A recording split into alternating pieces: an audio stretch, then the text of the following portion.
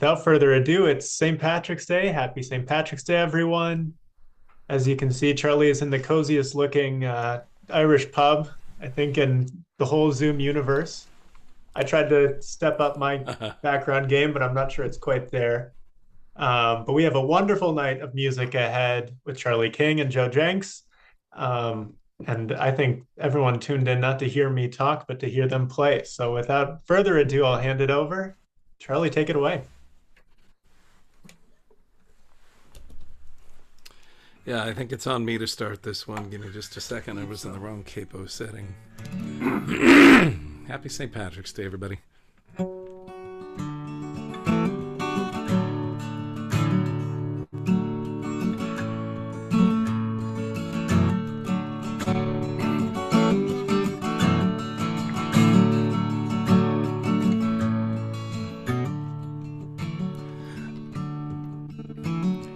Don't beat the drum that frightens the children.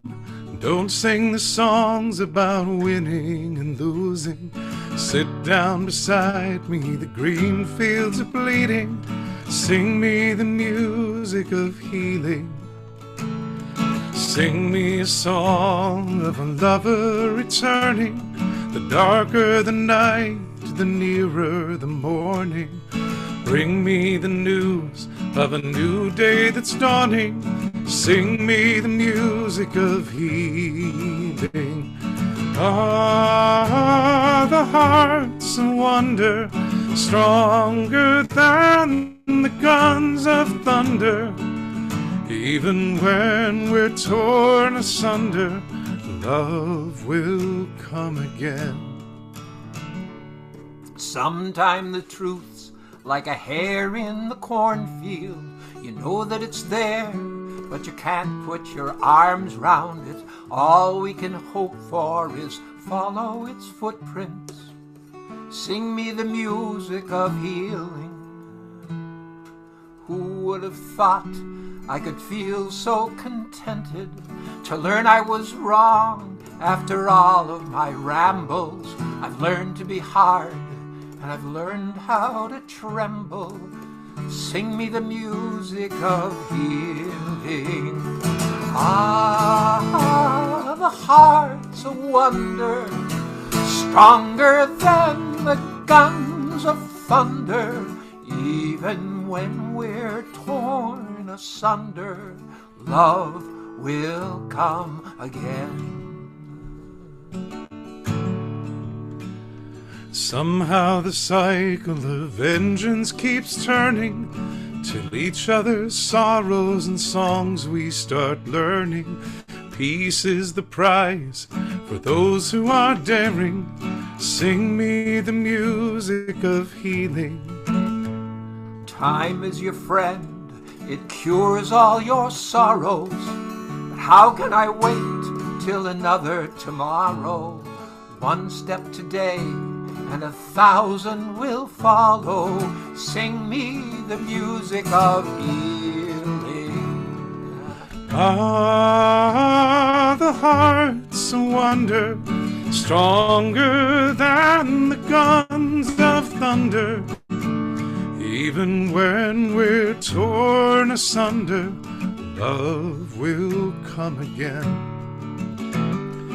Even when we're torn asunder, love will come again.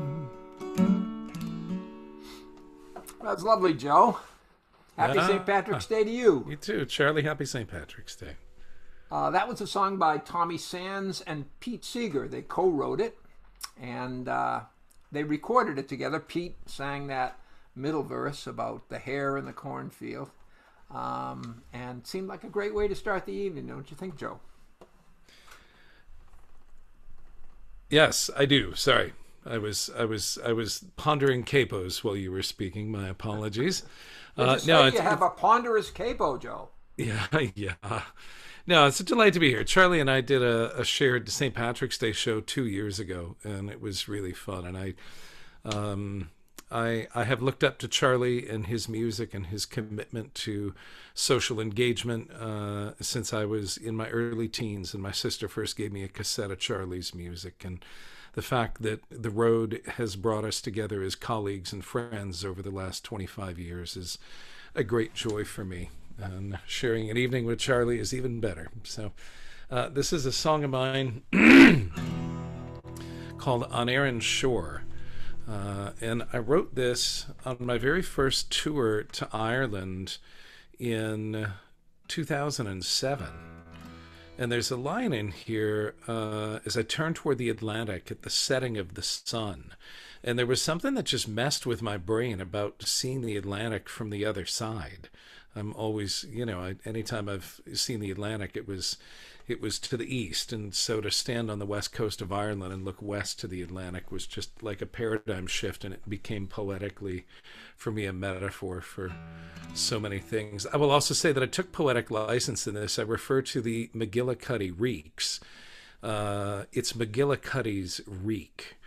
If you look on a geological survey, but it didn't fit as well poetically, and the Irish are nothing if not poetic, so I took a little license there.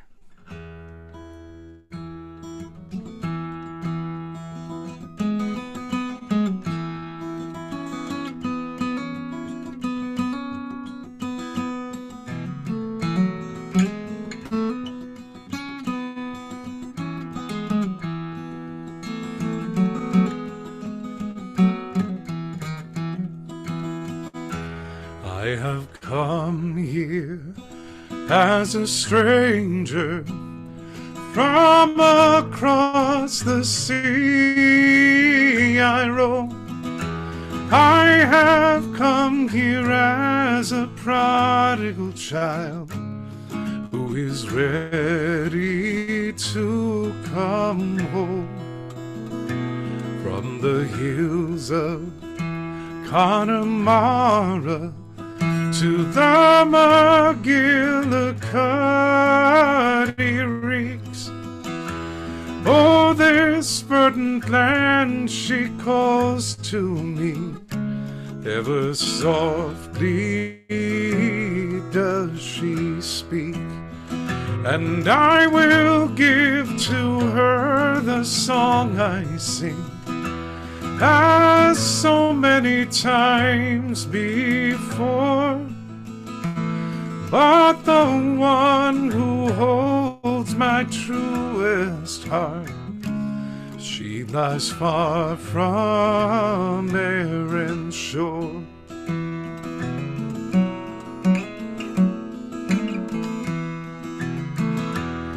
Oh, they're dancing down in Doolin as the band begin to play.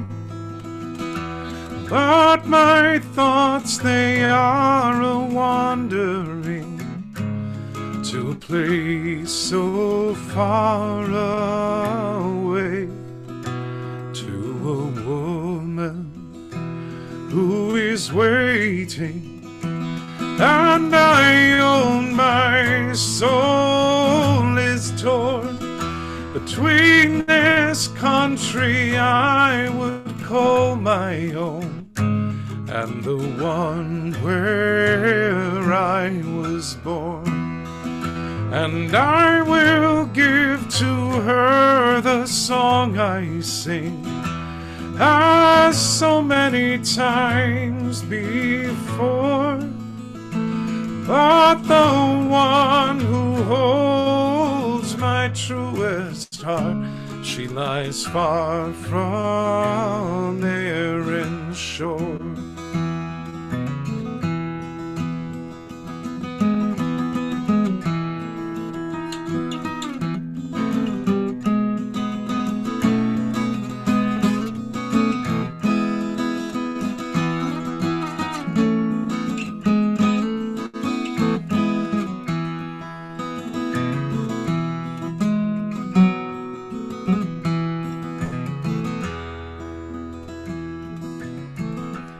As I turn toward the Atlantic, at the setting of the sun.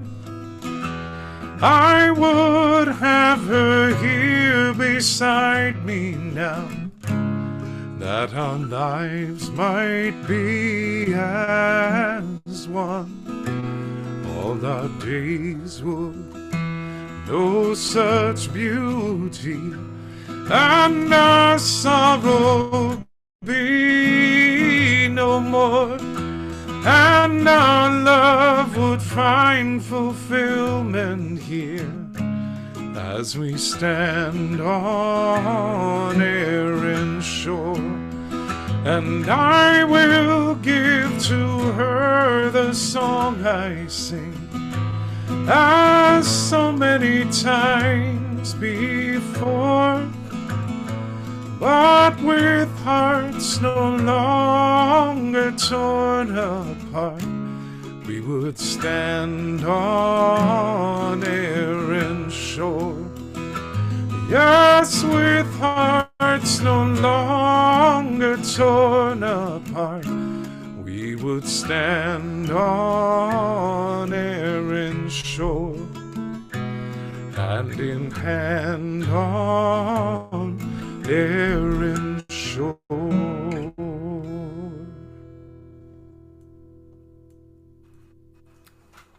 Beautiful. Thank you, Joe. Thank you, Charlie. So it's a night of songs by the Irish, for the Irish, about the Irish. This particular song is it's a traditional melody, but the words are reworked by Colum Sands, and he and his brother Tommy Sands live just across the border, which used to be very significant.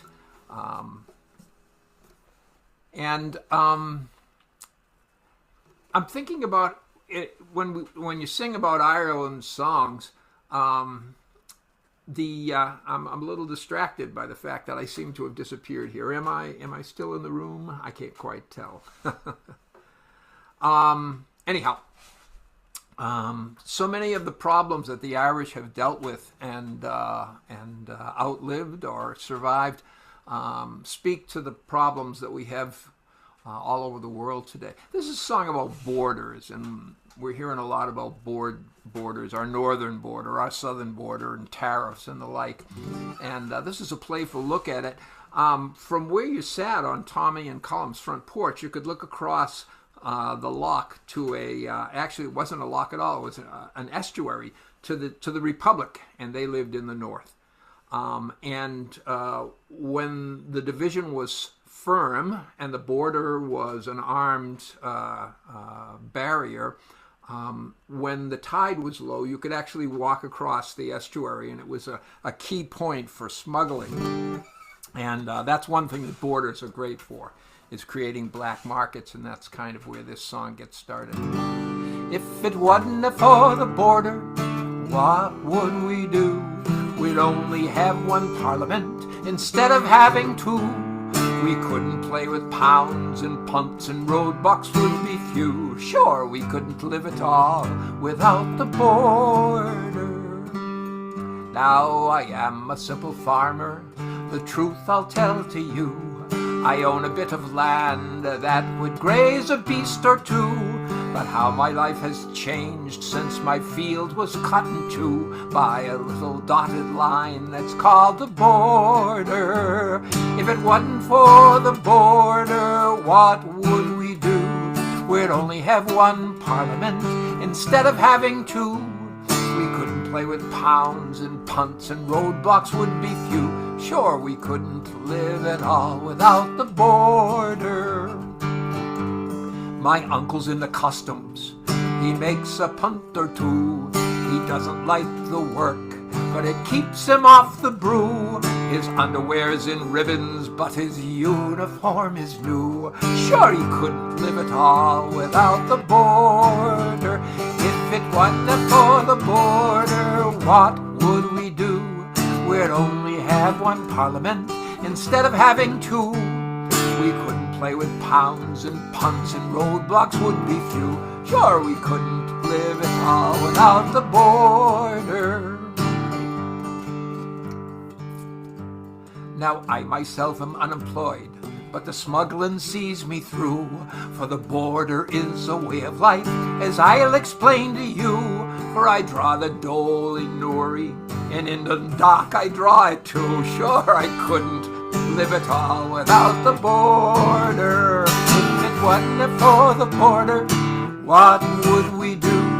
We'd only have one parliament instead of having two. We couldn't play with pounds and punts, and roadblocks would be few. Sure, we couldn't live at all without the border. Yeah, what a great song. That one's new on me. So there were a couple of comments in the chat about the quality of sound. I just wanted to make sure that people are hearing okay. Charlie and I will both double check and make sure that our sound for musicians is on. And yes, it is on my end. And then we'll keep rolling here. Yeah. This next song is one that was written by Jimmy McCarthy. But I learned it from my friend Tom Pigott, and there's a couple of you in the room that knew Tom Pigott, who created what has become Innisfree Tours. But he started out as Enchanted Way Tours, and he found out, he and I met at a music conference, one of the Folk Alliance conferences, and he found out that I was an Irish citizen that had never set foot on Irish soil in February of 2007. And he took it upon himself to correct this aberrant existence I was living as an Irishman who'd never been to Ireland. And I really have him to credit for opening and expanding my own understanding of Ireland in a modern context, not just the history that we get through the songs or even the culture that we get through contemporary songs, but you know, showing me a much broader and bigger picture of Ireland. And this was a song that Tom used to sing all the time a cappella. And in his honor, I have learned it for this evening. The Contender, about Jack Doyle. And Jack Doyle was a boxer born in 1913, died in 1978. And he had a storied career as an athlete and a singer and an actor. But he also, I'm guessing, to deal with the traumatic brain injuries related to the pugilism, ended up hitting the bottle pretty hard later in life. And it was the former Boxers Association that ultimately pooled the money to bring his body back to Ireland after he died in a public hospital in the UK, and gave him a proper burial just outside of Cork. And to this day, thousands of people still make pilgrimage to Jack Doyle's grave outside of Cork, because in spite of the, in essence, brain damage that he had suffered as a boxer, he was a man reputed to be gracious to all. And you know, I'm sure everybody has an enemy somewhere, but if there were enemies of Jack Doyle, they're not the ones who were vocal in the wake of his passing. And yeah, so this is The Contender.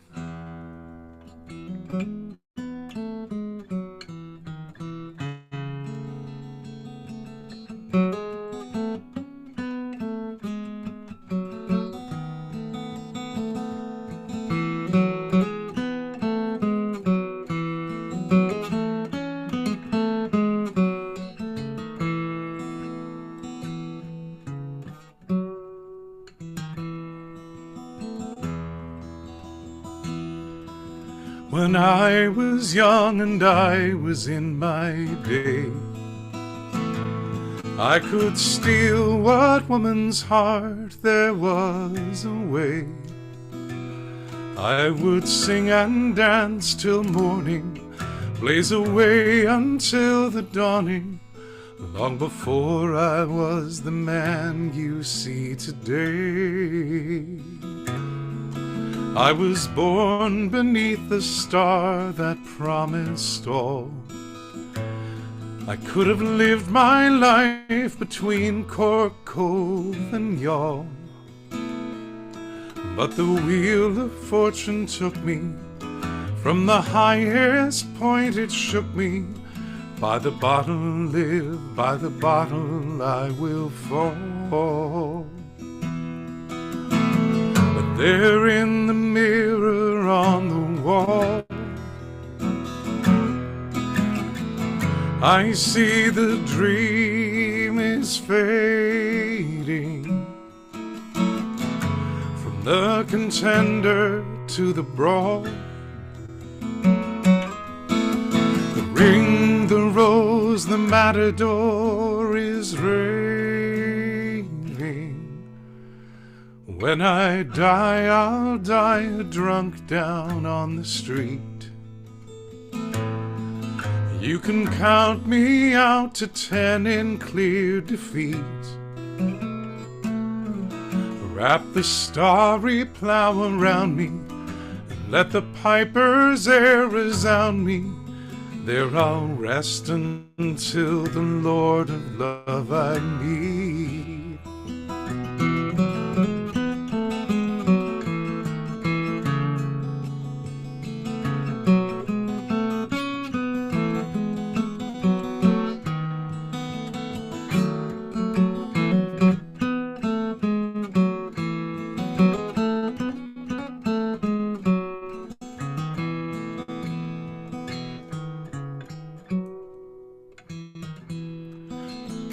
But there in the mirror on the wall, I see the dream is fading, from the contender to it all. The ring, the rose, the matador is raving. When I die, I'll die drunk out on the street. You can count me out to 10 in clear defeat.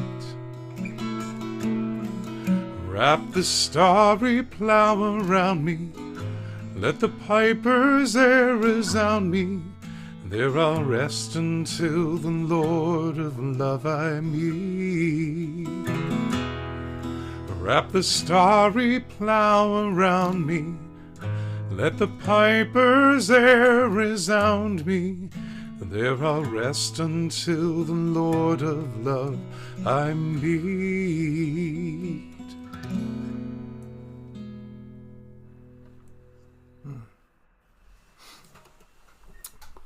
Sad song. It is, but what a melody, huh? Like, Yeah, it just, lovely. it captures, and I think, you know, not to get lost down too many rabbit holes here, but we know so much more about traumatic brain injuries now. We know so much more about the impact, no pun intended, of pugilism, and it kind of makes it even that much more heartbreaking that this guy who was a singer, he was playing a sold-out shows in Cork and in his home regions of Ireland. He went to Hollywood and had a brief career as an actor. He was with a British comedy troupe for a while. Like, he did all kinds of things. Had a wrestling career when he could no longer box. Like, he was a bit of a Renaissance man. And you know, that he died an absolute pauper in the UK and needed to have a collection taken up to return his body to Ireland is just, it's sad, but it's also just an incredibly Irish story. Yeah. As is this next song, which is called The Leaving. And a bit of an explanation. The Leaving is the name given to an exam that high school seniors take at the end of their high school years.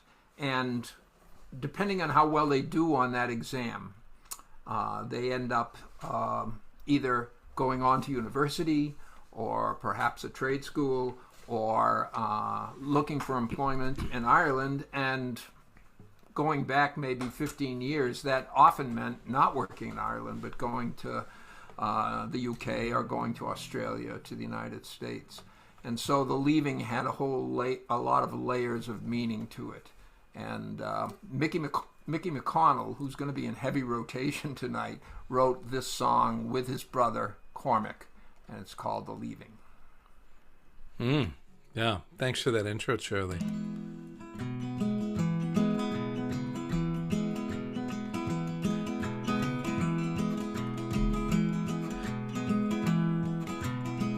On a city bus at noon, on a sunny afternoon, through a classroom window pane, I saw them all, young heads or papers bent, as the pens a-flying went on an honors paper chase in that exam hall.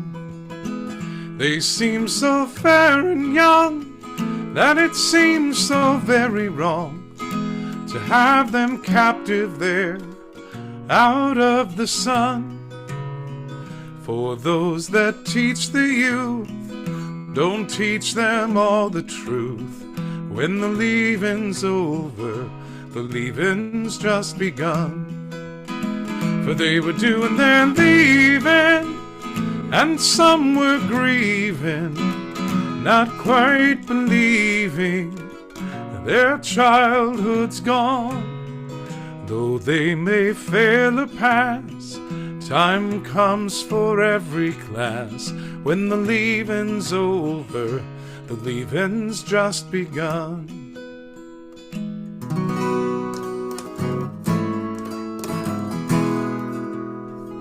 In the Shannon Airport Hall, I saw a beauty tall, and the lad who loved her well stood by her side. She was bound for Boston town to don her nurse's gown. She got her green card keyed, no need to hide. But he'd been turned away, no job or place to stay, no skill the Yankees need, prospects unknown. I watched them kiss goodbye, I watched her start to cry, as she walked the exit line, all on her own. For she was doing her leaving, and she was grieving, not quite believing her love was gone. Though they may fail or pass, for every lad and lass, when the leaving's over, the leaving's just begun. In the ward of oldest men, at 10:15, the oldest man lay there, 62, gaunt face and silver hair, not moving, lying there, watching statues on the wall, nothing left to do.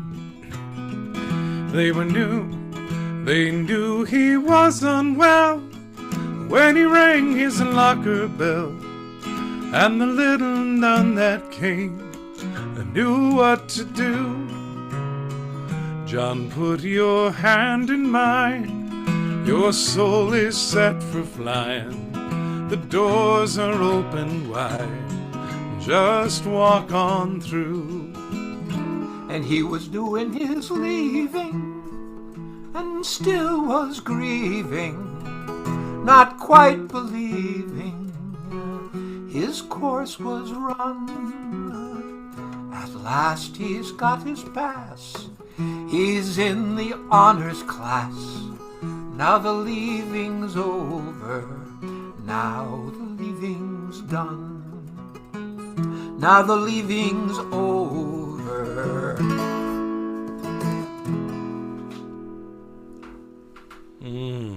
Yeah. What is it the Buddhists talk about? The 1,000 little deaths that prepare us to accept our own mortality. I think this is a very gentle way of easing into that concept. Yeah, they're amazing songwriters, Mickey and Cormac. Yeah. Yeah, We'll there's hear more of his stuff later on. a whole canon of work that they've done. Yeah, beautiful. It's hard to do an evening of Irish music without doing music from Scotland. And this is a song that's been recorded by just about every Irish singer and every Irish band. Surely the Clancy brothers did it up, except they thought it was a traditional song, but it's actually written relatively recently. Well, in the for me anyhow, like around 1977 or so. It was written by Ewan MacColl, sung by Ewan and Peggy Seeger, and talks about a treacherous way to make a living. It's called the Shoals of Heron. And I think I lack only one capo.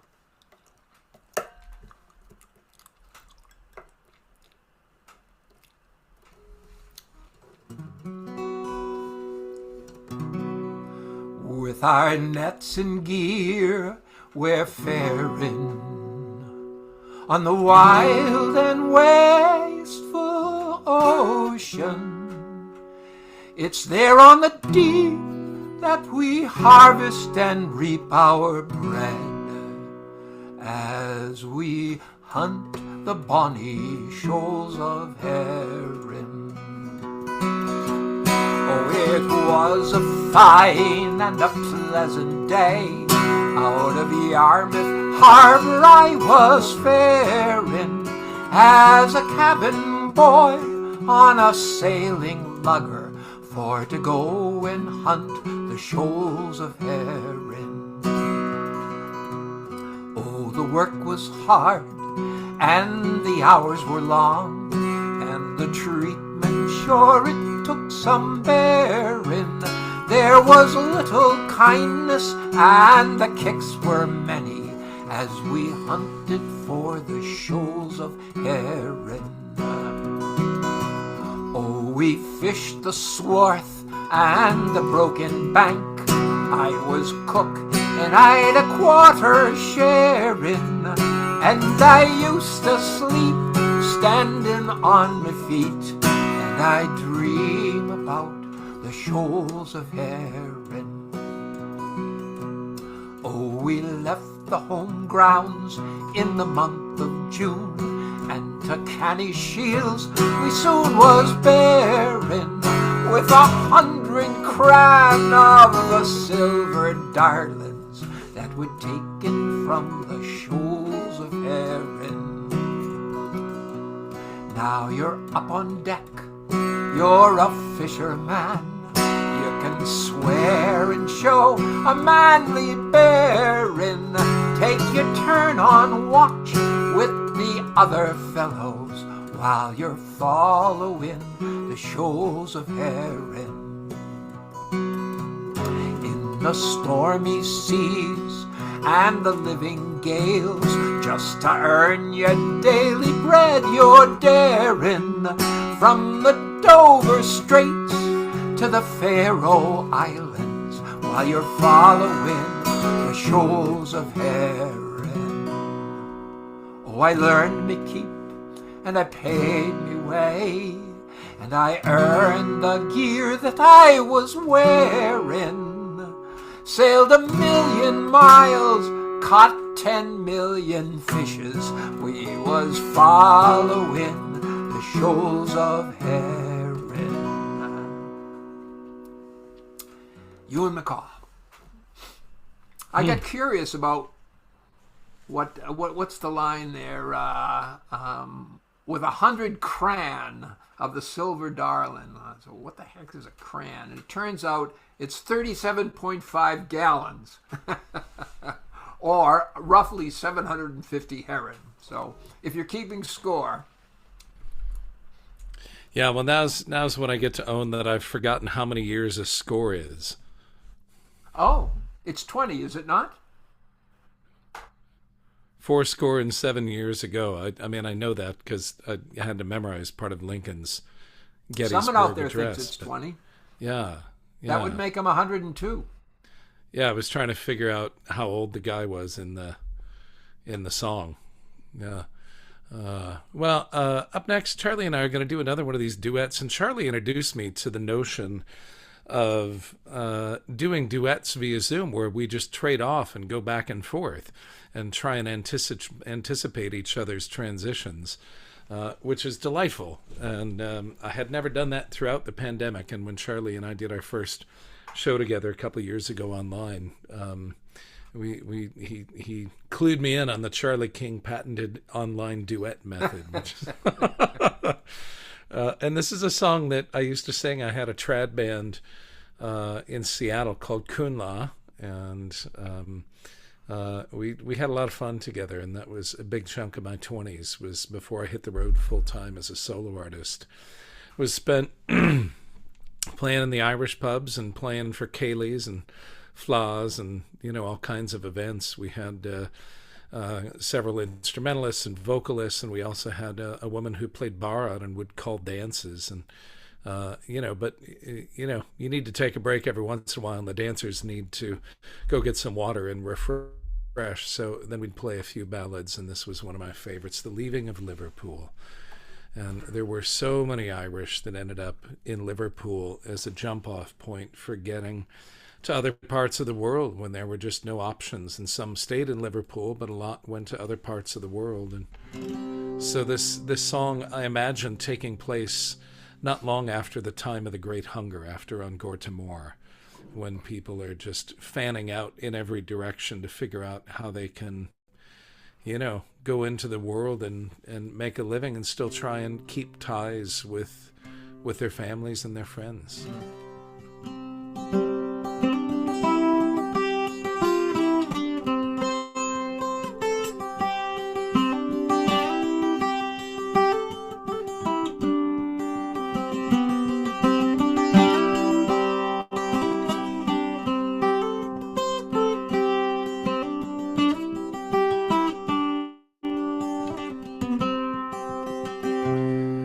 Farewell to you, my own true love.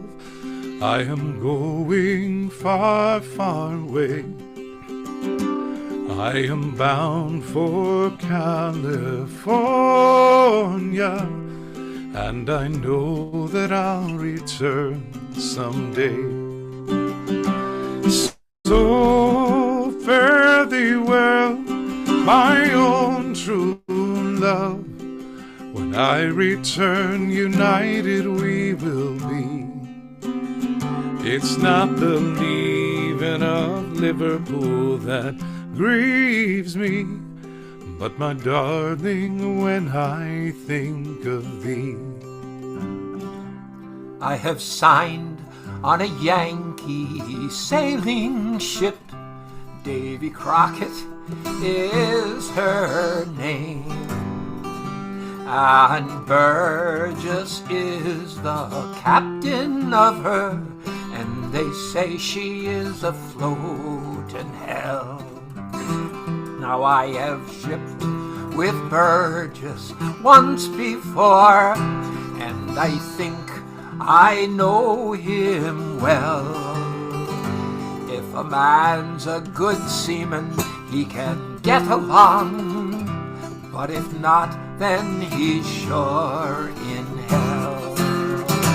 So fare thee well, my own true love, and when I return, united we will be.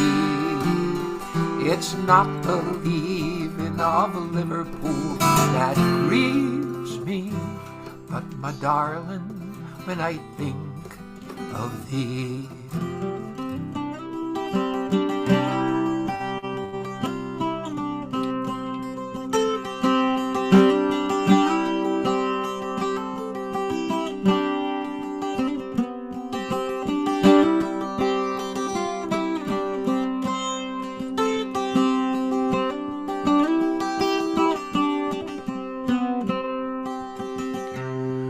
The sun is on the harbor, love, and I wish I could remain, for I know it will be a long, long time before I see you again.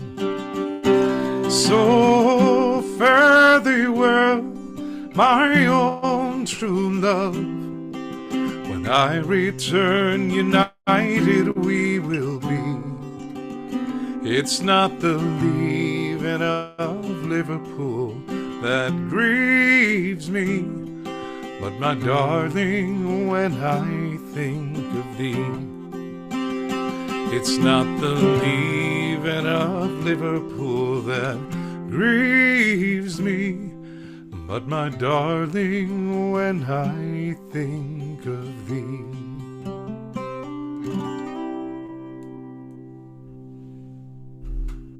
Well done.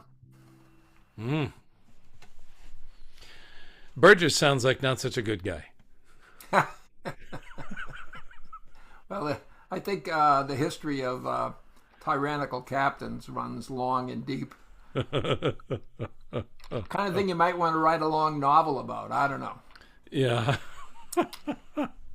Nice. Well, I wrote this next song when I was on tour in Ireland in 2016.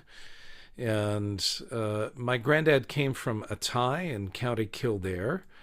And he came to the U.S. in 1914 and served in the Marines for a brief period of time, and then in the Army for, I think, about 3.5 years. And then when the war was over, he spent a little time in New York, and then he eventually ended up in Chicago. And I think, you know, he settled in a region that felt very similar to where he'd grown up in terms of the climate, but he must have landed here in the springtime, and when winter showed up, it was a whole other story. But he stuck it out for almost another 40 years, closer to 50, actually. So, yeah, kind of amazing. And not to be a traitor to my people in County Kildare, but I wrote this traveling through the mountains of County Kerry. It's called The Coming of the Years. And Luca Bloom approached me about 2018 and said, how come you've never released an album of songs about Ireland? You know, you're Irish, you got a passport. Like, what's up with that? And I said, well, I don't want to be seen as a poser, you know? Like, I didn't grow up here. I claim it, but I didn't grow up here. And he said the kindest thing to me. He said, Ireland needs the voice of all of her children, no matter where they were born. And I thought that was just a beautiful invitation. So it was by his invitation that I, in 2022, released an album, and this was the title track.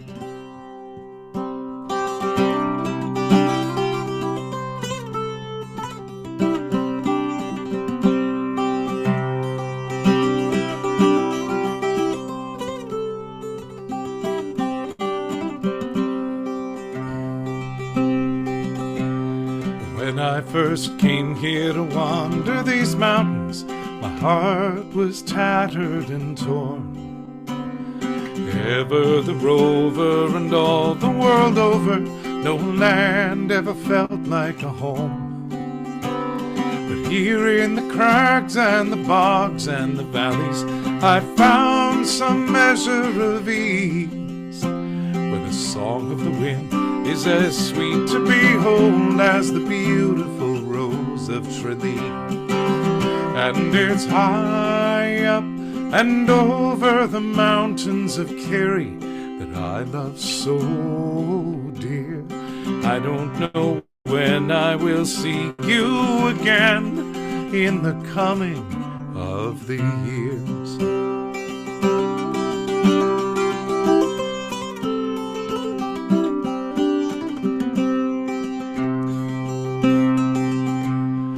I have been blessed to live a good life. I can count my friends by the score, and I have shared meals and moments of kindness. God willing, I'll know many more. But when the burden I've chosen to shoulder is more than I can stand, I find that my thoughts wander back up to Kerry, that rugged and beautiful land. And it's high up and over the mountains of Kerry that that I love so dear.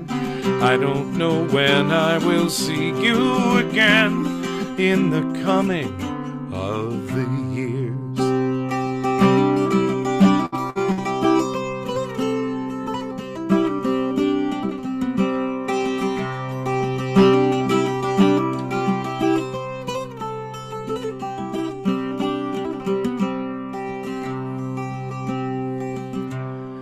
When I have traveled all of my journeys and sung all of my songs, when I have given the best that I have and righted most of my wrongs, then take me back to the place that I love. Let me gaze out over the sea. Take me back to the mountains of Kerry and let my spirit run free. And it's high up and over the mountains of Kerry that I love so dear. I don't know when I will see you again in the coming of the years. And it's high up and over the mountains of Kerry that I love so dear. I don't know when I will see you again in the coming of the years.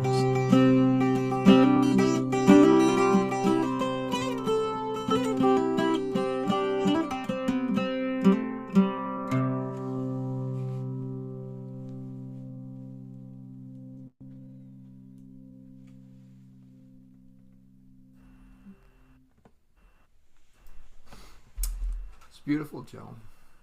Thanks for sharing that with us. Yeah, thank you. I got another Mickey McConnell song here. Mickey, his primary occupation, believe it or not, he didn't make a good living as a singer-songwriter. I know that's hard for you to imagine. But he was a journalist and wrote for the papers in Dublin and would show up at open mics and sing these remarkable songs. And like a good journalist, he spun a good yarn. And a couple of the songs we'll be doing tonight are good examples of him as a storyteller. And this song defies description or explanation, so I'll just launch into it, okay?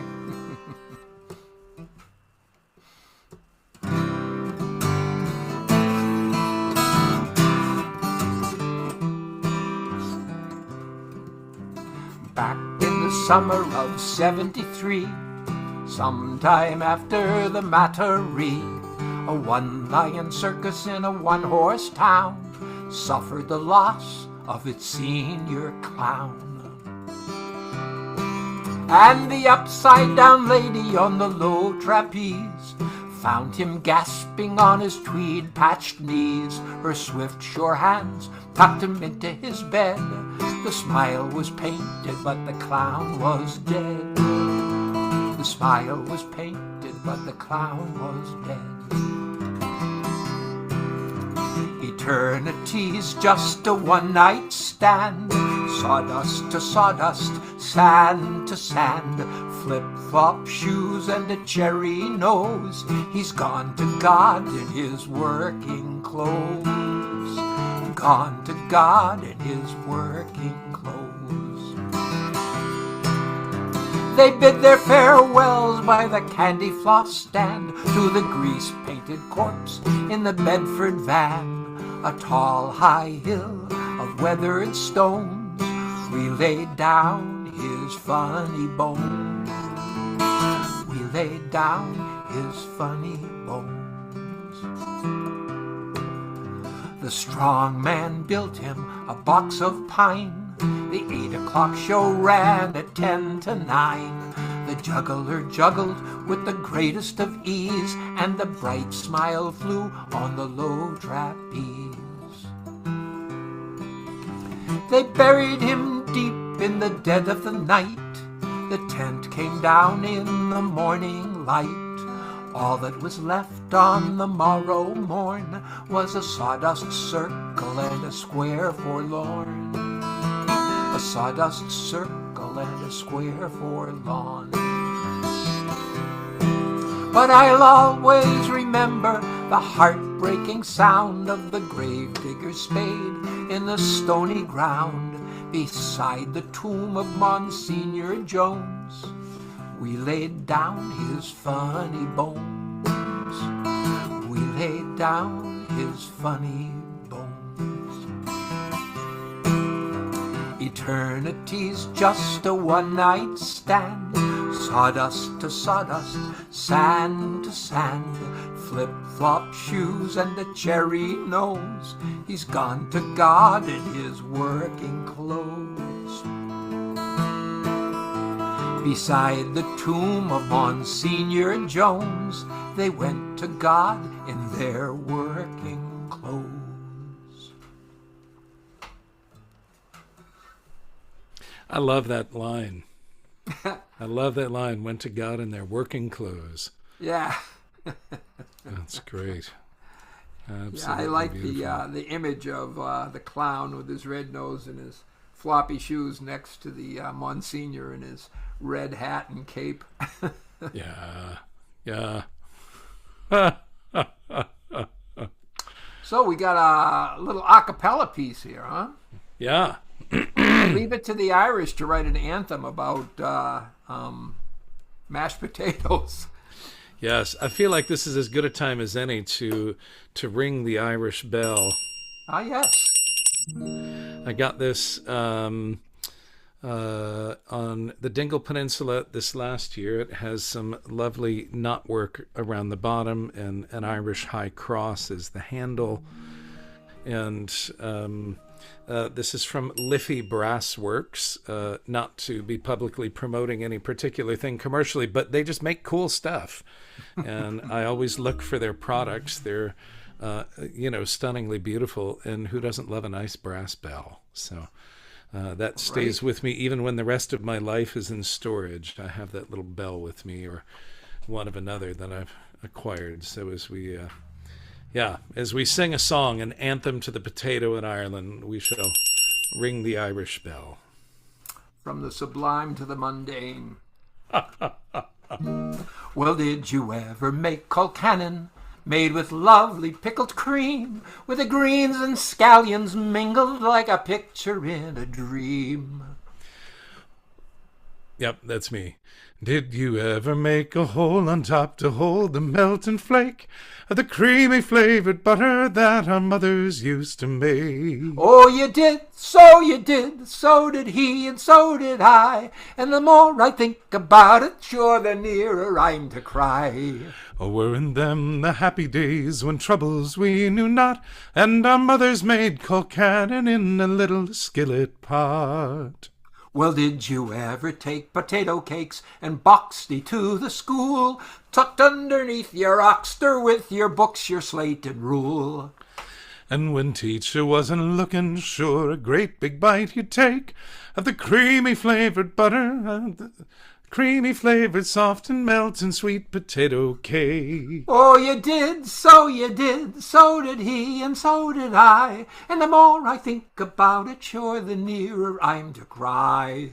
Oh, weren't them the happy days when troubles we knew not, and our mother made colcannon in the little skillet pot? Well, did you ever go a-courtin' boys when the evening sun went down, and the moon began a-peeping from behind the hill a-down? And you wandered down the boreen where the clurican was seen, and you whispered love and praises to your own dear sweet Colleen. Oh, you did, so did he, and so did I. The more I think about it, sure the nearer I'm to cry. Oh, weren't them the happy days when troubles we knew not, and our mother made colcannon in a little skillet pot? Colcannon. There was latency there, but it was between my ears, not over the internet. Can't blame Zoom for everything. What a great song. Yeah, that's great. Agreed. Beautiful.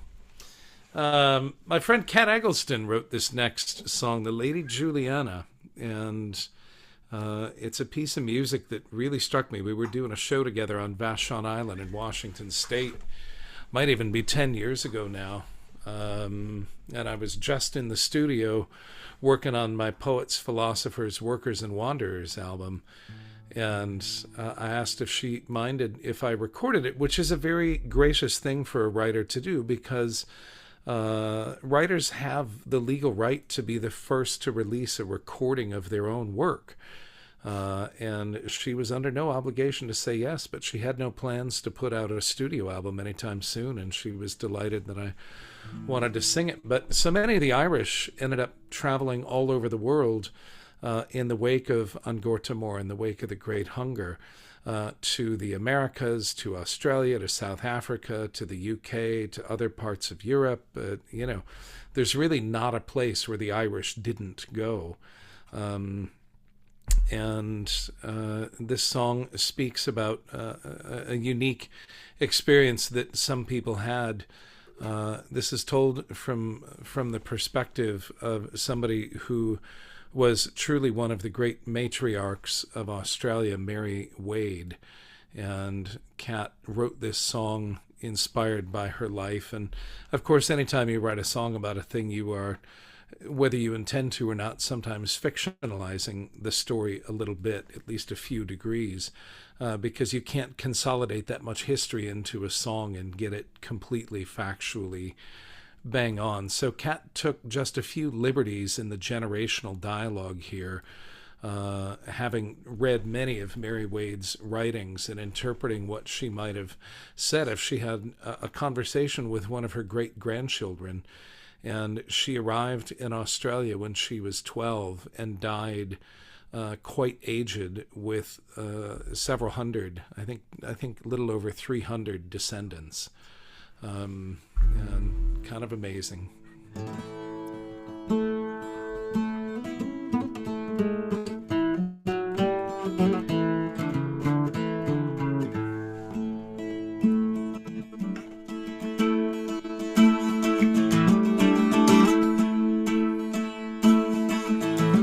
Sit down beside me, Elizabeth Rose. I've a story to tell. It's worth the saying, Elizabeth Rose, worth the hearing as well. This is not my first home, as well you may know. I was born far away.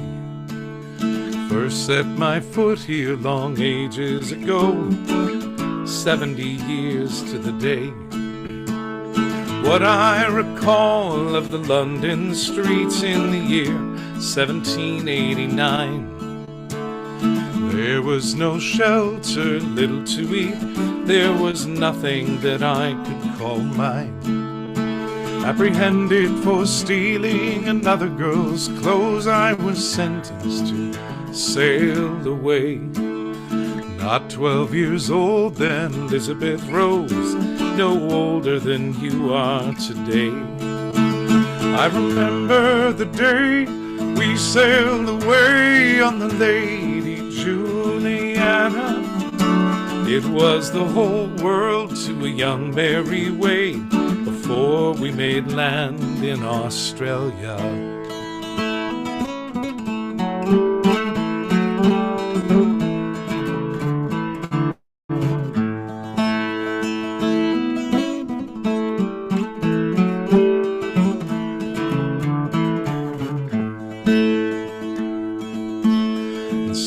Set sail for the end of the world, the first ship of the second fleet. A cargo of convicts, women and girls, dredged from the city street. Most had been prostitutes, pickpockets, thieves who lived by their wits alone. Though everyone had reason to grieve, none of us wept for our homes.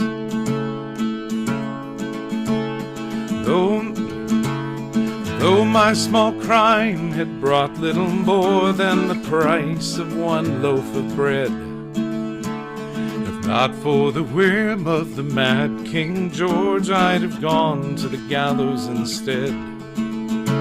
And had we stayed, we all would have paid that same terrible cost. But we landed alive, most did survive, only 5 souls had been lost. I remember the day we sailed away on the Lady Juliana. It was the whole world to a young Mary Wade before we made land in Australia.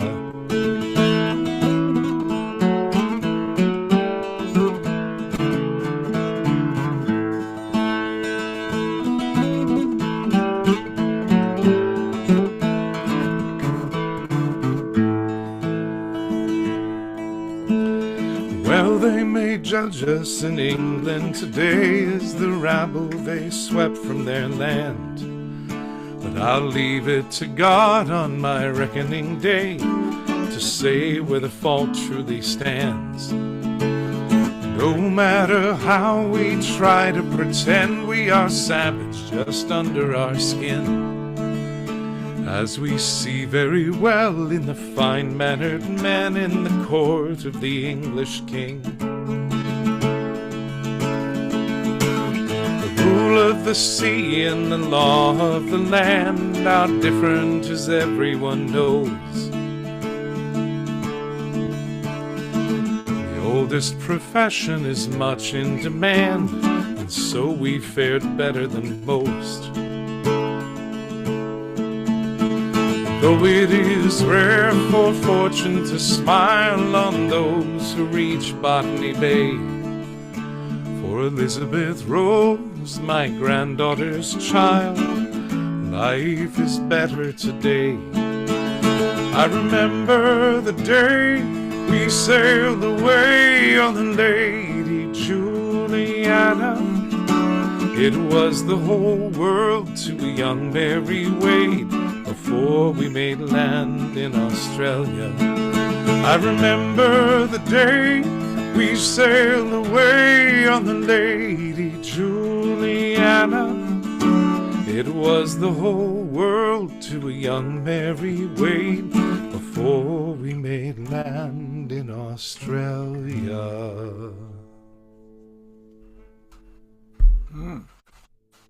Wow, great story. Well told. Well Yeah, sung. so this obviously predates the time of the Great Hunger, but the Irish had been struggling for a long time before the famine, before the Great Hunger. And there's some lines in here that just slay me. The oldest profession, what's the line in there? And so we fared better than most. The oldest profession is much in demand, and so we fared better than most. Though it is rare for fortune to smile on those who reach Botany Bay. For Elizabeth Rose, my granddaughter's child, life is better today. There's a wonderful PBS documentary about Mary Wade, and I definitely recommend that people go search for that because it's pretty amazing. Well, let's see. You've inspired me, Joe. I hadn't thought about talking about this, but under the category of the oldest profession, I want to talk a little bit about preachers. And there was a time when there were just endless scandals of evangelical preachers in this country, most of them involved in some kind of clandestine sexual activity. And they interviewed on public radio a journalist from Australia, and his summary of the whole scene was, "Thank God you got the Puritans and we got the convicts." So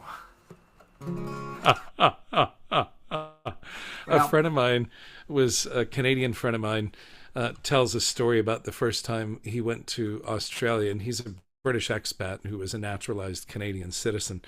But this would have been in the mid-1960s, the first time he made it to Australia. And they asked him if he'd ever been convicted of a crime. And he responded, "I didn't realize it was still a requirement."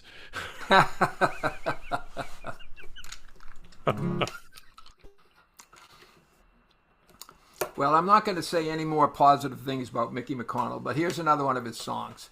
And like that last song, a good story, well told, and also a song about a very oppressed group of people and one woman's liberation in the context of that. It's about the traveling people, the Tinkers,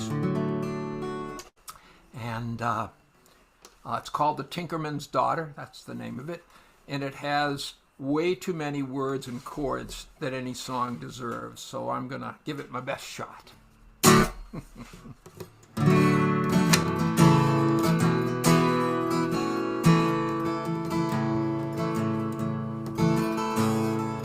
wee birds were lining the bleak autumn branches, waiting to fly to a far sunny shore, when the Tinkers made camp at a bend on the river, coming back from the horse fair in Ballinasloe.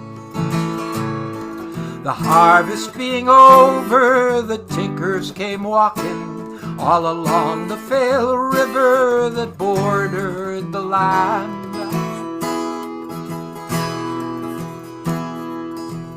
And 'twas there he first saw her, twixt firelight and water, the Tinkerman's daughter, the red-headed Anne.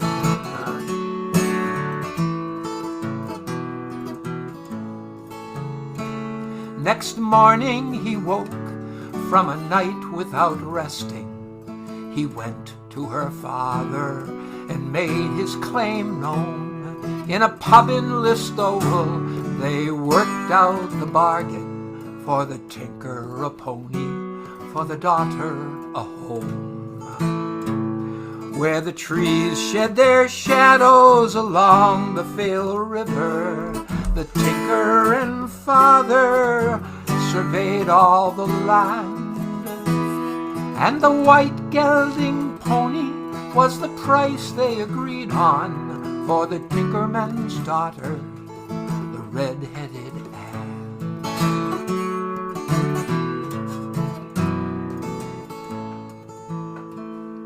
The wedding soon over, the Tinkers departed, eager to travel on south down the road. But the crunch of their iron-shod wheels on the gravel was as bitter to her as the way she'd been sold.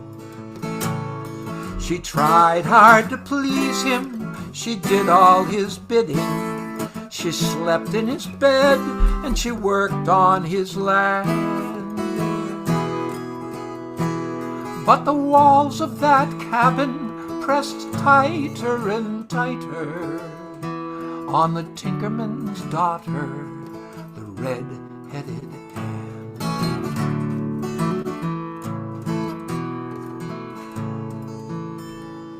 As white as the hands of the priest or the hangman, the snow spread its blanket the next Christmas round.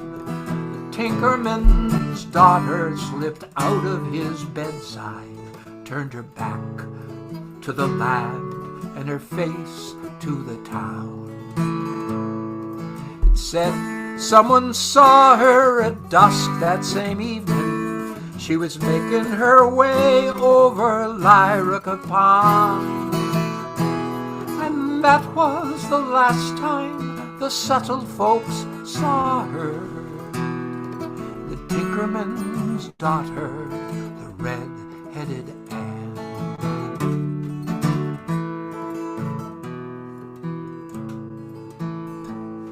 Where the North Kerry hills cut the Fila or Listowel, at a farm on its banks lives a bitter old man, and he swears by the shotgun he keeps at his bedside he'll kill any tinker that camps on his land. And whenever he hears, well, iron-shod wheels crunching gravel, or the horse in the shed of a bright caravan. Then his day's work's tormented, his night's sleep demented, by the tinkerman's daughter, the red-headed Anne.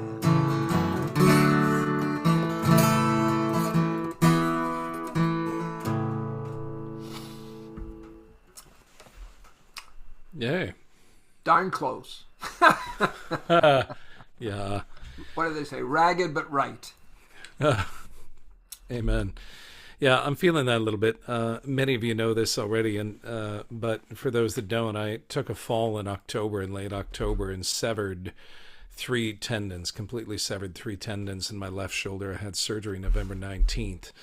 And the last several months have been just a long journey of doing a lot of physical therapy and trying to regain the ability to do what I do with my left hand. And I've had a few moments tonight when my brain and my fingers knew where they were going, but there's some infrastructure in between that wasn't entirely cooperative. But this is great, and you all are a very loving and forgiving group of people to play music for. I know this because I know most of you. So this is thank you for. I'm certainly not going to introduce this next song. Yeah, this is Lady of the Harbor, which I wrote in 2010.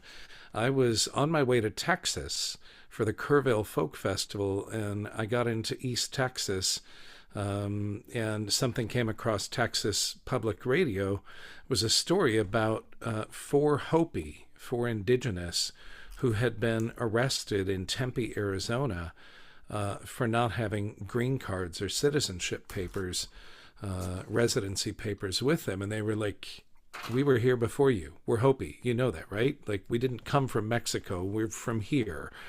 And it was a whole thing. And I had recently been to Ellis Island to make pilgrimage and to walk up the stone steps that my granddad would have walked up in 1914, steps that now are worn with grooves from the millions of feet that have traveled up those stone steps and into the Great Hall. And all of that was swirling in my brain. And this instrument, my acoustic bouzouki made by Baird Blaine, just landed in my hands. Hours after I arrived at the Kerrville Folk Festival, I had commissioned the instrument. And this was apparently the first thing it had to say to me.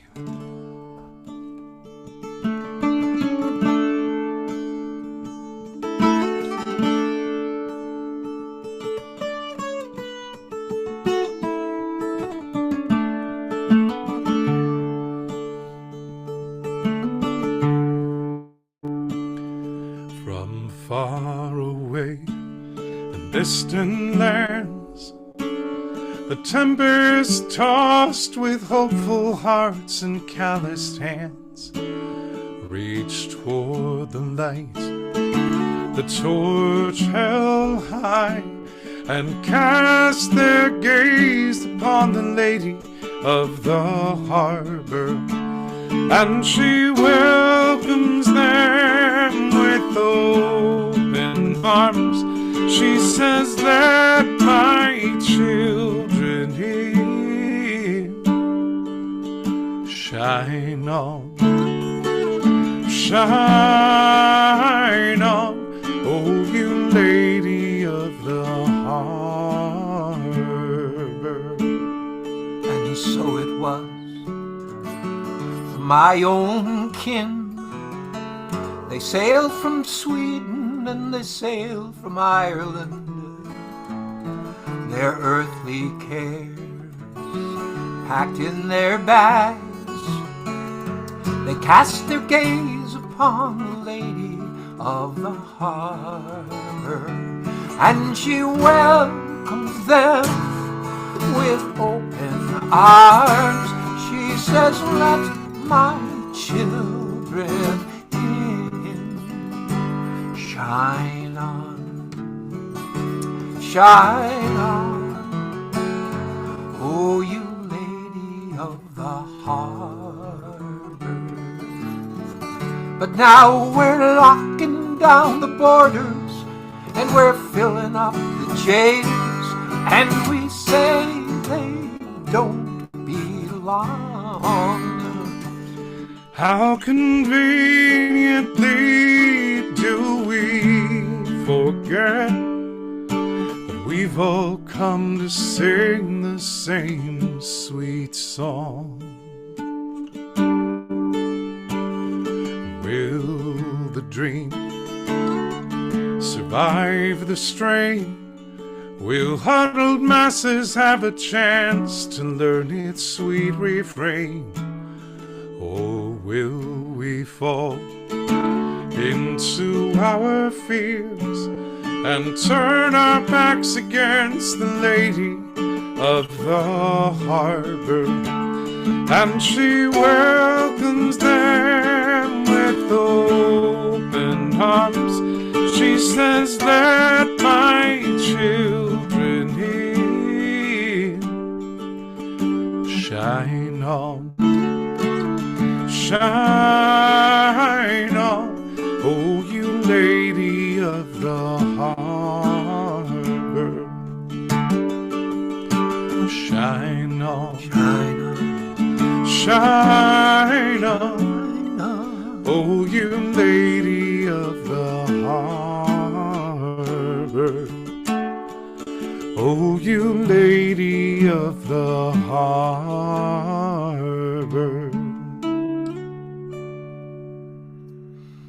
That's a great song, Joe. Thanks, Charlie. I don't think I know anyone that doesn't sing it. Well, that's, I think that's maybe as much as a folk singer can hope for, is to drop something into the canon that other people want to sing. Thank you. Oh, it's me again. All right. Is indeed. So, back to Angkor Timor, the time of the Great Hunger. I had visited the Famine Heritage Center, the city museum, the Skibbereen Heritage Museum in Skibbereen in West Cork, I think 6 or 7 times before I really had absorbed enough of the story. But I so specifically remember coming home from maybe 2nd or 3rd grade with knowledge from some history class that I was taking of the fact that the famine had occurred.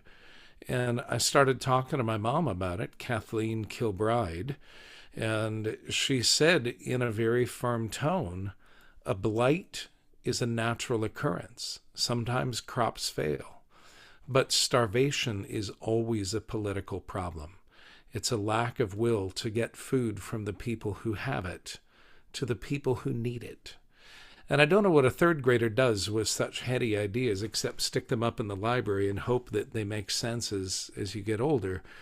And they did make sense to me, and I started to understand kind of academically a lot more about that. But it wasn't until I had visited the Abbey Story graves along the banks of the River Island that runs through Skibbereen multiple times and gone through that museum multiple times, each time taking in new information.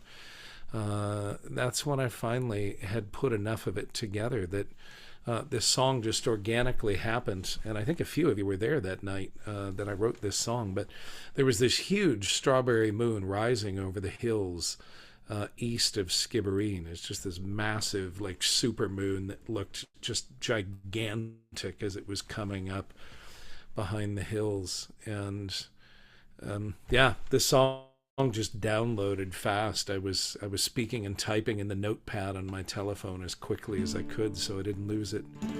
When the moon rises over Skibbereen,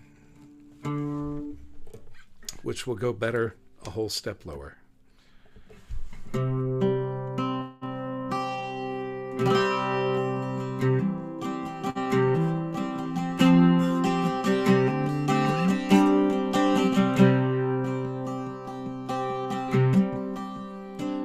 By the banks of the island, the Abbey Story graves, 10,000 nameless lay. Their faces forgotten, their stories remain to speak of unbearable pain. Their Voices rise up as the wind breaks the silence. The trees all bear witness to shame. The blight comes from nature, starvation from politics. Through history it's always the same. When the moon rises over Skibbereen, the most melancholy moon I have seen, do you think she remembers the sorrow she's seen when the moon rises over Skibbereen? 1845, potatoes first failed, but the people knew hard times before. So they pawned their belongings for food to survive. By late 1846 they were barely alive. Too weak from the fever and hunger and thirst to properly bury their dead. They were left by the roadside, dropped in the dirt, with hardly a prayer even said. When the moon rises over Skibbereen, the most melancholy moon I have seen, do you think she remembers the sorrow she's seen when the moon rises over Skibbereen? And who takes the blame for a failure so grand? There's plenty of guilt to go round. By time it was known how bad it would get, thousands were laid in the ground, in the ground. Some say the workhouse and others the crown. Some say the landlord's to blame. But by the next world or the new world, 3 million were gone, and a country was forever changed.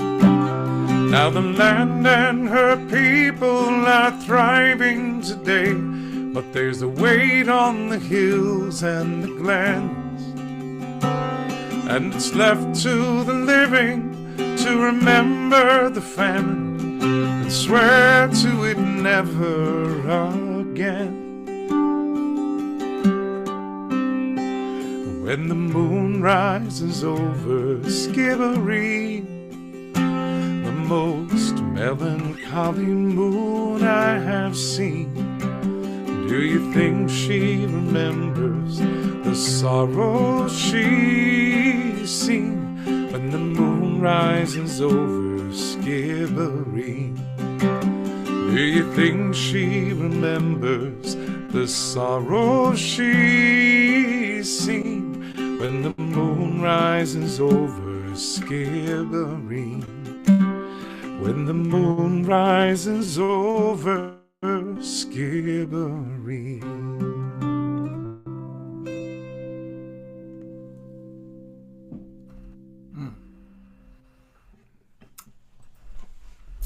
Intergenerational trauma.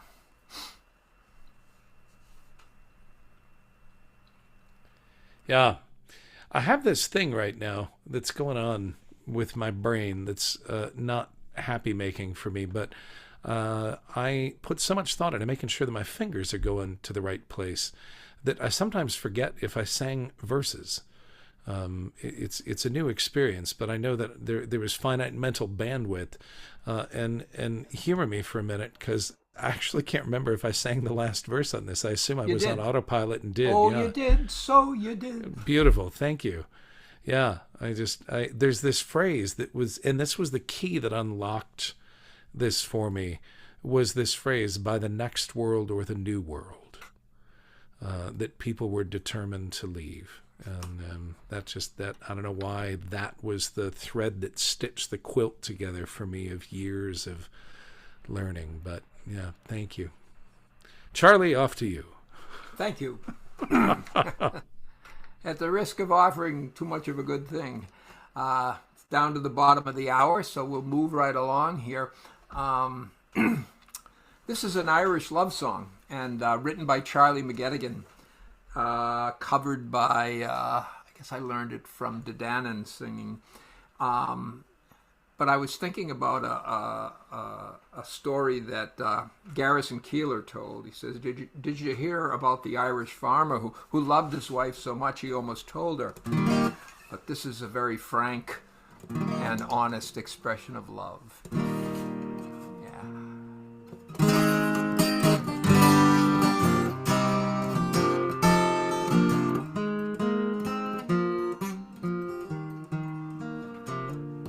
If anything happened to you, if my worst fears should ever come true, I have no reason to travel on through. If anything happened to you, I cannot imagine a world without you around me to hold. My days would be endless, my pleasures be few, if anything happened to you. If anyone took you away, or somehow you wandered astray, there's nowhere I wouldn't pursue. If anything happened to you, so promise me you will take care. It's a wicked old world out there. I'd be devastated, be broken and blue, if anything happened to you.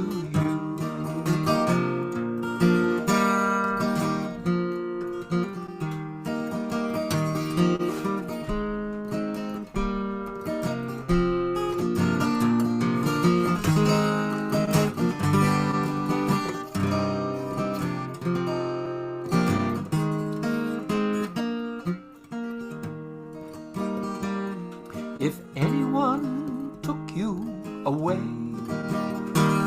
or somehow you wandered astray, there's nowhere I wouldn't pursue.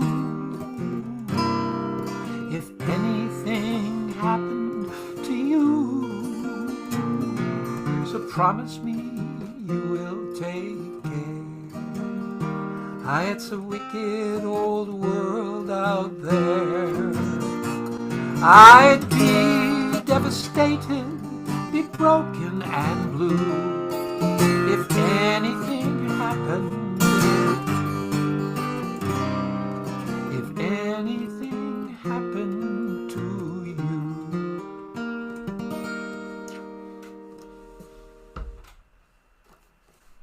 That's beautiful, Charlie. Yeah, isn't that lovely? That's beautiful. Yeah. That kind of reminds me of a story about Mark Twain late in his life.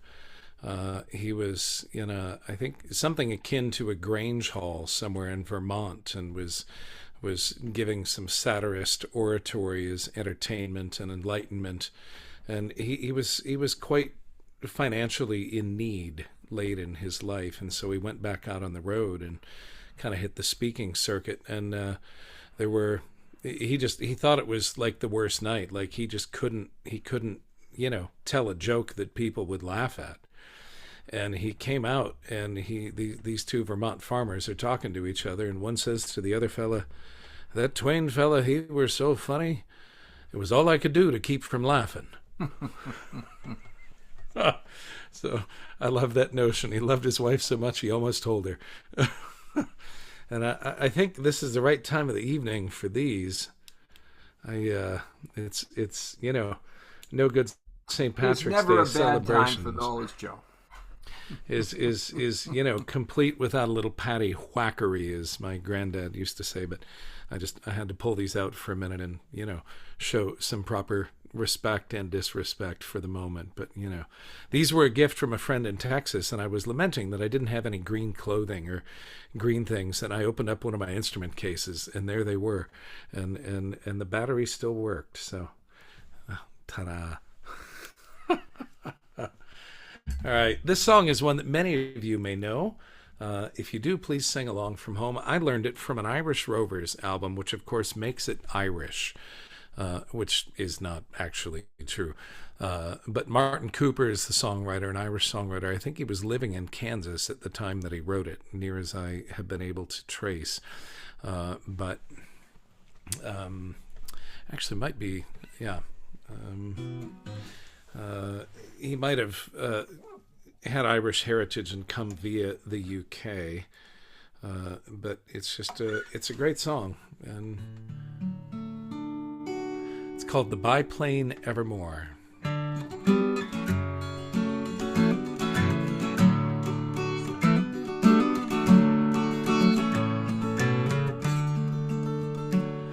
Way out in London Airport, hangar number 4, a lovely little biplane lived whose name was Evermore. His working days were over, no more would he sail upon his wings above the clouds to fly the Royal Mail. Bye, bye, biplane, once upon a sky plane.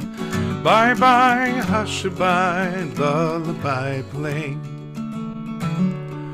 All the mighty jet planes would look down their nose. They'd laugh and say, oh, I'm so glad that I'm not one of those. And Evermore would shake away the teardrops from his wings and dream of days when he again could do heroic things. Bye, bye, biplane, once upon a sky plane. Bye, I hush-a-bye, lullaby plane. Then one day the fog and rain had closed the airport down, and all the mighty jet planes were helpless on the ground. When a call came to the airport for a mercy flight, 'twould be too late, they could not wait, someone must fly tonight. They rolled the little biplane out to runway number 5, and though he looked so small and weak, he knew he could survive. And as he rose into the storm, the big jets hung their wings in hope someday, like Evermore, to do heroic things. Bye, bye, biplane, once upon a sky plane. Bye, bye, hush-a-bye, lullaby plane. And so, my baby bundle, I have spun a tale for you. You must learn there's nothing in this world that you can't do. Do not be discouraged by circumstance or size. Remember Evermore and set your sights upon the skies. Bye, bye, biplane, once upon a sky plane. Bye, bye, hush-a-bye, lullaby plane. Bye, bye, biplane, once upon a sky plane. Bye, bye, hush-a-bye, lullaby plane. Sweet story. Yeah. Yeah. Make a nice lullaby. Yeah. It's, I remember, I was just thinking recently about something that I heard Pete Seeger say. Probably the first People's Music Network gathering that I came to in 2002.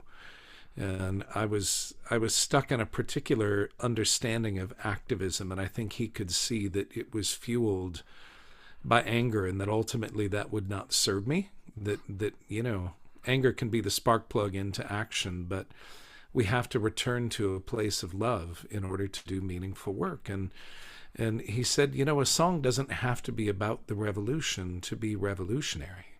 If what is called for is a love song or a lullaby, that's just as important. Miss Pete. Yeah. Back to Colum Sands. He's the one that wrote the song It Wasn't for the Border. And this is another one that was written quite a while ago, but feels quite timely to me. It's called Ceasefire. And it was written just after the ceasefire was called, after the Good Friday agreements in the early 90s in Northern Ireland. And it's a meditation, I guess, on how much that changed the lives of people there. And I copied out something from his liner notes. I thought it was prescient.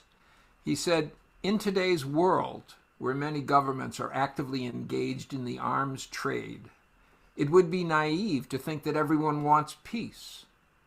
And it is of little consequence to arms dealers that the end of any war often marks the beginning of a time when women and children are left to pick up some of the heaviest pieces. And yet the real life of any ceasefire depends upon our success in showing the children of today that there is no future in the war of tomorrow." Ceasefire by Colum Sands. Ceasefire in the city, ceasefire in the town, ceasefire on the country roads that wander up and down. Ceasefire in the garden, flowers all around. She walks along the gravel path, her feet the only sound. And down in the valley, the children are playing. She watches them laugh in the sun. A little girl's teaching her brother to walk, and already he's trying to run. Down in the valley, the children are waiting. Tomorrow a new day will start. And she knows every time when she puts her arms around them, the future is close to her heart.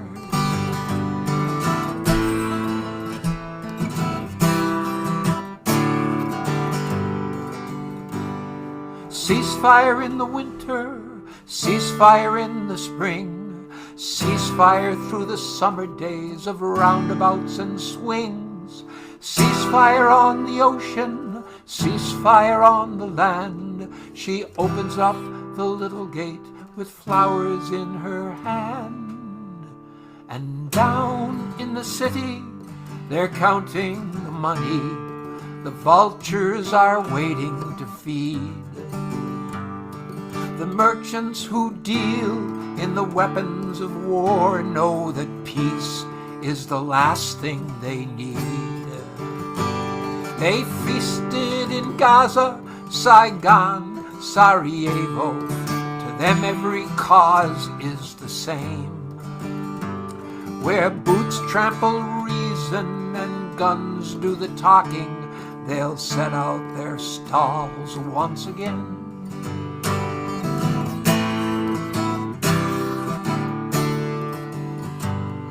Ceasefire in the morning, ceasefire afternoon, ceasefire in the evening night. Night is coming soon. Ceasefire in the graveyard. She stops and stands alone, where time is testing every name that's written into stone. And down in the valley, the children are playing. She watches them laugh in the sun. A little girl's teaching her brother to walk, and already he's trying to run. Down in the valley, the children are waiting. Tomorrow a new day will start. And she knows every time when she puts her arms around them, the future is close to her heart.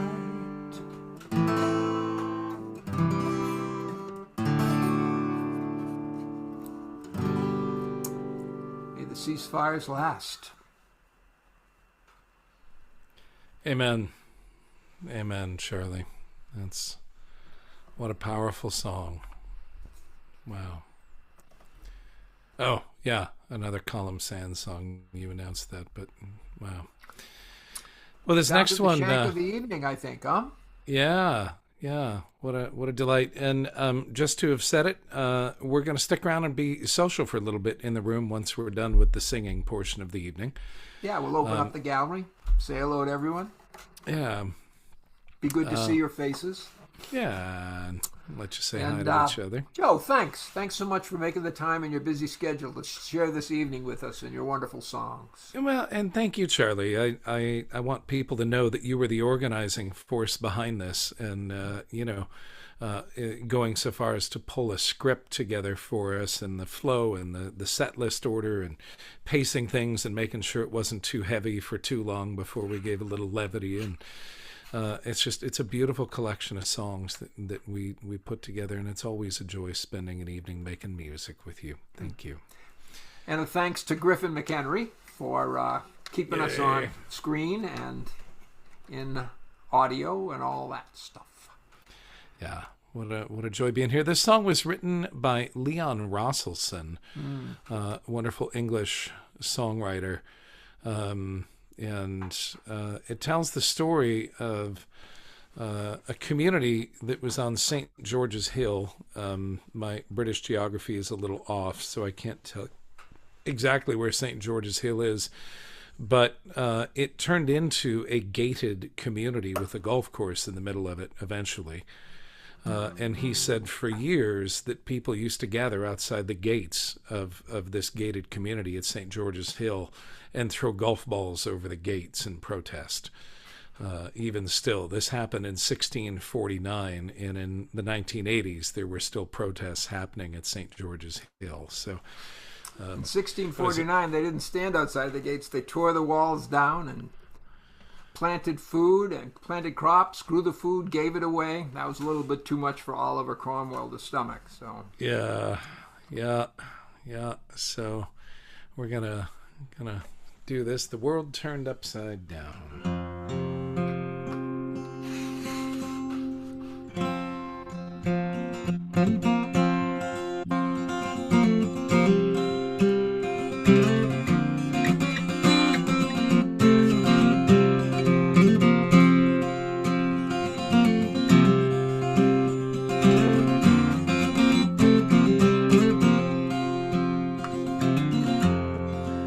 In 1649, St. George's Hill, a rugged band they called the Diggers came to show the people's will. They defied the landlords, they defied the laws. They were the dispossessed, reclaiming what was theirs. We come in peace, they said, to dig and sow. We come to work the land in common and to make the wasteland grow. This earth divided we will make whole, so it can be a common treasury for all. The sin of property we do disdain. No one has any right to buy and sell the earth for private gain. By theft and murder they took the land. Now everywhere walls spring up at their command.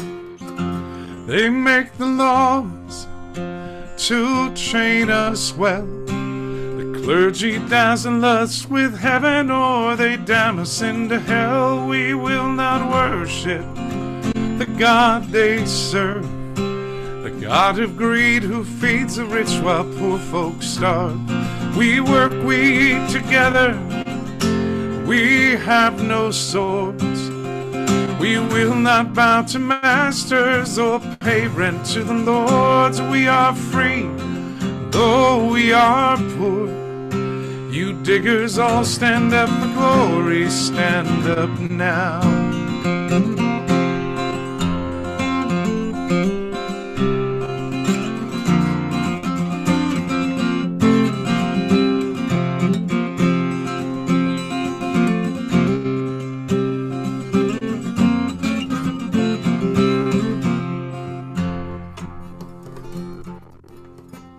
from the men of property. The orders came. They sent the hired men and troopers to wipe out the diggers' claim, tear down their cottages, destroy their corn. They were dispersed, only the vision lingers on. You poor take courage, you rich take care.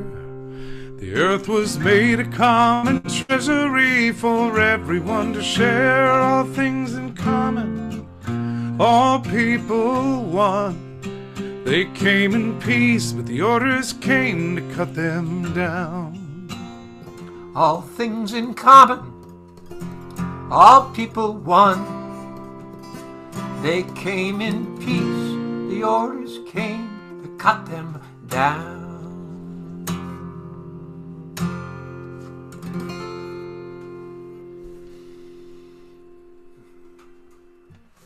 A good St. Patrick's Day to you. Indeed. Let's open up the gallery, shall we? All right.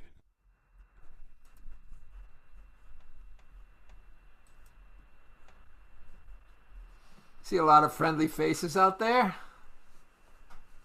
View, how do I... There's normally a little view button. Griffin, can you put us in gallery mode, please?